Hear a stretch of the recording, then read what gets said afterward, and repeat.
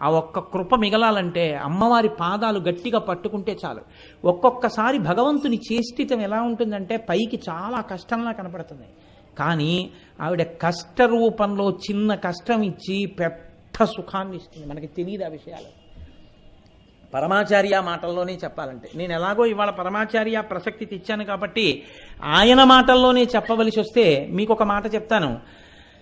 వెనకటికి ఉప్పు వ్యాపారం చేసేవాళ్ళు గాడిదల మీద ఉప్పు బస్తాలు వేసుకుని ఊళ్ళోకి తీసుకెళ్ళి అమ్మేవారు. ఒకనకొకప్పుడు ఉప్పు అమ్మే వ్యాపారులు గాడిదల మీద ఉప్పు బస్తాలన్నీ వేసుకుని అరణ్యంలోంచి వెడుతున్నారు. దొంగలు చూశారు, వీళ్ళు ఉప్పు బస్తాలన్నీ పట్టుకెడుతున్నారా, ఉప్పు బస్తా అంటే చాలా బరువు, ఆ ఉప్పు పట్టుకెడుతున్నారు, వీళ్ళు ఉప్పు అమ్మి మళ్ళీ వస్తారు. వచ్చినప్పుడు మనం ఈ ఉప్పు అమ్మిన డబ్బు పట్టుకొని వస్తారు కాబట్టి వీళ్ళని భయపెట్టి డబ్బు దోచుకోవచ్చు.